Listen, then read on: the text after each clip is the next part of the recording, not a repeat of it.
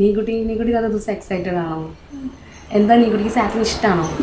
എത്ര ഇഷ്ടമുണ്ട് സാക്കിനെ? ഇത്രയാണോ എത്ര ഇഷ്ടമുണ്ടോ? ഇതിപ്പോൾ എന്താ സംഭവം എന്നല്ലേ നിങ്ങൾ ഓർക്കുന്നത്? ഇത് വേറൊന്നുമല്ല കേട്ടോ. നമ്മുടെ സാക്കൂട്ടൻ ജനിച്ചതേ 2020 അതിനുശേഷം ഏകദേശം ഒരു 2 വർഷം കഴിയുമ്പോഴാണ് നമ്മൾ നാട്ടിലേക്ക് പോകുന്നത്. 2020 നമ്മുടെ കോവിഡ് വൈറസ് വന്ന് ലോകം മുഴുവനും ജഗപൊകയൊക്കെ ആയിരുന്നത്. അതുമാത്രമല്ല ഇവിടുത്തെ ബോർഡറും ക്ലോസ്ഡ് ആയിരുന്നു. അപ്പം നമുക്ക് നാട്ടിൽ പോകാൻ പറ്റത്തില്ലായിരുന്നു. അതെല്ലാം മാറി ഒന്ന് സെറ്റ് ആവട്ടെ എന്ന് കരുതി പിന്നെ കുറച്ചും കൂടിയൊക്കെ ഒന്ന് വെയിറ്റ് ചെയ്തതിന് ശേഷമാണ് നമ്മൾ നാട്ടിൽ പോയത്.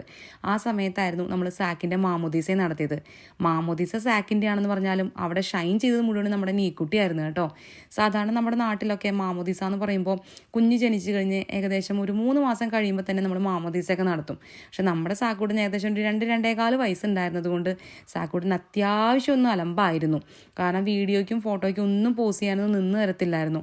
സാക്കൂട്ടനെ ഈ ഒരു ഡ്രസ്സൊന്നും ഇടിപ്പിച്ചൊന്ന് നിർത്താൻ വേണ്ടിയിട്ട് വളരെയധികം കഷ്ടപ്പെട്ടായിരുന്നു കേട്ടോ. പിന്നെ നമ്മൾ നാട്ടിലൊക്കെ ചെന്ന് ഏകദേശം ഒരാഴ്ചക്കുള്ളിൽ തന്നെയായിരുന്നു ഈ പരിപാടി. അതിൻ്റെ ഒരുക്കങ്ങളൊക്കെ വളരെ പെട്ടെന്നായിരുന്നു. ഡ്രസ്സിൻ്റെയൊക്കെ ഒരു തീം നമ്മൾ നേരത്തെ തീരുമാനിച്ചിരുന്നത് കൊണ്ട് അതിനൊന്നും വലിയൊരു ബുദ്ധിമുട്ടുണ്ടായിരുന്നില്ല. പിന്നെ വീഡിയോഗ്രാഫിയും ഫോട്ടോഗ്രാഫിയൊക്കെ നമ്മൾ ഏൽപ്പിച്ചിരുന്നത് നമുക്ക് നേരത്തെ തന്നെ പരിചയമുള്ള വിനു പറവൂർ ഫോട്ടോഗ്രാഫിനെയായിരുന്നു. അങ്ങനെ നമ്മൾ വീട്ടിൽ നിന്ന് പള്ളിയിലേക്ക് പോവാണ്. നമ്മുടെ ഇടവക പള്ളിയിൽ വെച്ചിട്ട് തന്നെയായിരുന്നു മാമോദീസ നടത്തിയത്. നിത്യസഹമാതാവിൻ്റെ പള്ളിയായിരുന്നേ. അവിടെ ചെന്ന പാടെ സാക്ക് അപ്പച്ചനെ കണ്ടവിടെ അപ്പച്ചൻ്റെ മേത്തേക്ക് ഓടിക്കയറി. കഴിഞ്ഞ പ്രാവശ്യം ഞങ്ങൾ നാട്ടിൽ ചെന്നപ്പോഴേ സാക്ക് ഏറ്റവും കൂടുതൽ കമ്പനി ആയിരുന്നത് അപ്പച്ചനായിട്ടായിരുന്നു. അവൻ്റെ ഈ ഒരു പ്രായം ആയതുകൊണ്ട് തന്നെ നമുക്ക് അവനെ പിടിച്ചു നിർത്താനും പറ്റത്തില്ലല്ലോ. പള്ളിമുറ്റത്ത് ചെന്നിട്ടാണെങ്കിലും അവിടെ എല്ലാം ഓടിക്കളിച്ച് നടക്കലായിരുന്നു. കുർബാന തുടങ്ങുന്നതിന് മുന്നേ തന്നെ ആളവിടെ ഓടിക്കളിച്ച് വേർത്ത് ഒലിച്ചായിരുന്നു. പള്ളിയിൽ കുർബാന നടക്കുന്ന സമയത്തും ഇതുപോലെ പാലെല്ലാം കുടിച്ച് അവിടെ എല്ലാം ഓടി നടക്കുന്ന സാക്കിനെ കാണുമ്പോൾ നമ്മൾ തന്നെ വിചാരിക്കും ഇവൻ്റെ തന്നെയാണോ ഈശോയെ മാമോദീസ നടക്കുന്നതെന്ന്. ഞങ്ങളുടെ തന്നെ അച്ഛൻപേപ്പനായിരുന്നേ സാക്കിനെ മാമോദീസ മുക്കിച്ചത്.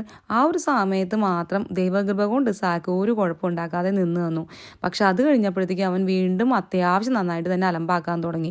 പിന്നെ അവിടുത്തെ ചൂടും ആകെ കുറച്ച് വിഷന്നിരിക്കുന്ന അവസ്ഥയിലൊക്കെ ആയിരുന്നു ആശാൻ. അതുകൊണ്ട് തന്നെ കുറച്ചധികം അലമ്പായിരുന്നു. പിന്നെ അവനെ പുറത്തൊക്കെ കൊണ്ടുപോയിട്ട് ഒന്ന് ശാന്തനാക്കി ഭക്ഷണമൊക്കെ കഴിപ്പിച്ചതിന് ശേഷമാണ് പിന്നെ നമ്മൾ പാർട്ടി നടത്തുന്ന ഹോളിലേക്ക് വന്നത്. പള്ളിയുടെ തന്നെ ഹോളിലേക്കായിരുന്നു പരിപാടിയെല്ലാം സെറ്റ് ചെയ്തിട്ടുണ്ടായിരുന്നത്. പിന്നെ പരിപാടിയുടെ ഇവന്റ് മാനേജ്മെന്റ് ചെയ്തിരുന്നത് നമ്മുടെ തന്നെ ഒരു ഫ്രണ്ടായിരുന്നു കേട്ടോ. അതുകൊണ്ട് തന്നെ നമ്മൾ ശരിക്കും എക്സ്പെക്റ്റ് ചെയ്തതിനേക്കാളും അടിപൊളിയായിട്ടായിരുന്നു നമ്മളവിടെ ചെന്നപ്പോൾ നമ്മൾ കണ്ടത്.